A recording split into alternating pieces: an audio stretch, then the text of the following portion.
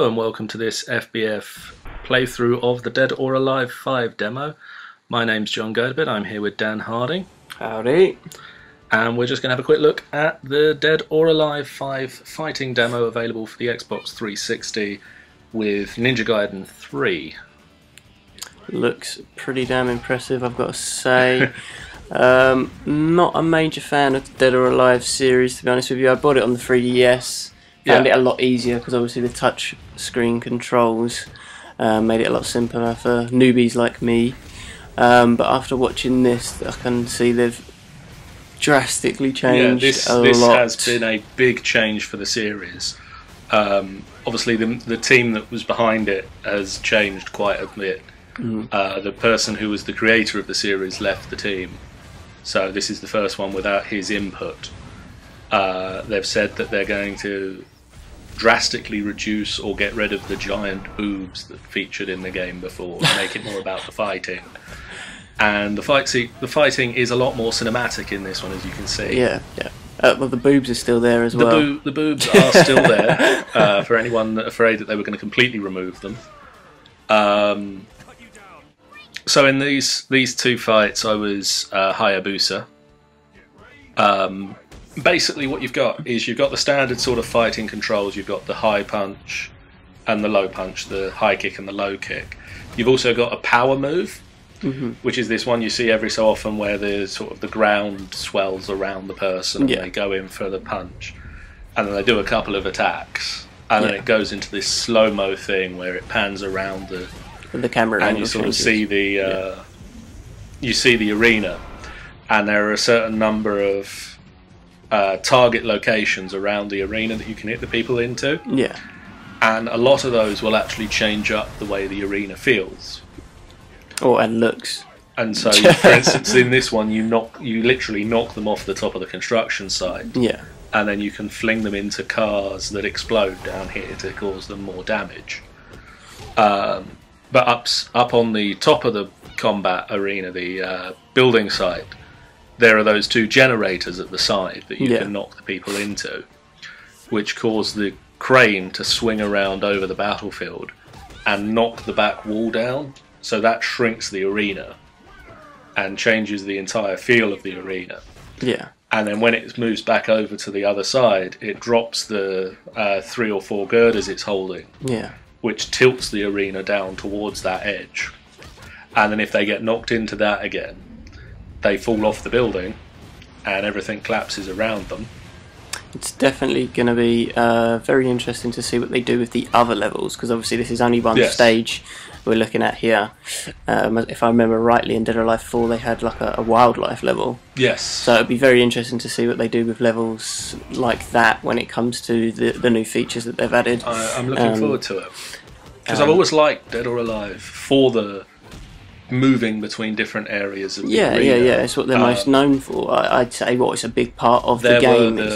There were certain arenas in earlier games where it was literally a wrestling ring, and the only interaction would be there'd be an electrified fence to knock people into, and those were the boring levels.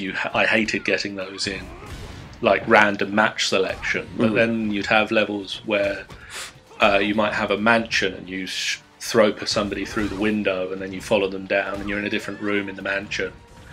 And you had a couple of different levels where, such as the wildlife area, where you'd fling somebody off of the mountain and jump down onto a different bit of the mountain.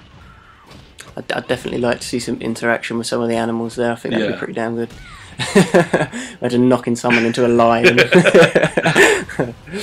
know if that'd be classed as animal cruelty or whether they'd go that far, but it'd be interesting to see what they do with it nonetheless. So for these couple of fights I've been playing as, I switched over to Hitomi as soon as you saw the change in Hayabusa's costume. That's when I switched over. Just in case anybody was wondering why I'm suddenly getting beaten, I was playing as... I am getting rather squarely beaten up here. There is another side to the demo where you've got Ayane and Hayate fighting. It's in the same arena, but they do have different moves. But you're obviously just showing off the two characters. In this one, I'm showing off these just to show off the dynamics of of the arena. And basically, and it's more or less exactly the same thing. They have the same sort of move set, really.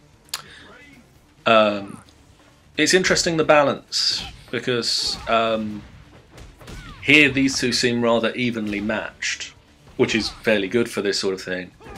Ayane seems very heavily to heavily outweigh Hayate in a fight, and I'm hoping that doesn't. I'm hoping that was just my skills at fighting with Hayate with that rather particular than character, rather than the character itself. Yeah. No, I mean, the balance between characters is one thing that annoys me in these games. It's one of the reasons why I don't play them, actually. I mean, especially with games like Soul Calibur, for instance, where you've got Nightmare who's just a nightmare. Yeah, he's just overpowered. But, so at this point, I found out in the earlier fight, I knocked him, and I saw the car flying through the air. I saw the button on the front of it. Yeah. But by that point, I'd already hit the button to hit Hayabusa through the air. On that one, I saw that there was a button on the front of the car. So when you press that button, you actually knock them up into the car as it flies through the air, so they sort of get run over by a flying car. So there's definitely a lot more. So there's a lot of interaction with the environment and a lot more dynamic cutscenes, if you will, in between. And I mean, even as you're watching this fight, you're seeing sort of the we're knocking over these cones where there's like barriers on top of them that are just falling as we move through them. Yeah. So not even the massive bits of girder that we knock down and collapse the entire battlefield. It's just literally everything around you is moving. Yeah. It's constant. None of it is just background detail. It's definitely the way forward, I think, with fighting games, because it gets very stale when you're playing on an arena that just looks pretty, but it's not got nothing to offer. You know, you can either knock them out of the ring or move around it. That's it. It's definitely appealing to someone like me to see that. Well, it's great because even at the sort of the back of the arena, there's the wall which you don't really interact with unless you knock the girders down on. Yeah. Knock it over. But if you knock them into that wall because you've got you've started your power move in the wrong place, there is some shelving units behind it that fall down and sort of sprinkle the field with buckets and brooms and things. Okay. So yeah, that's the pretty demo. Impressive. And make sure to check out www.finalbossfight.co.uk for more videos, and we'll see you soon. Bye, Take guys. care. Bye.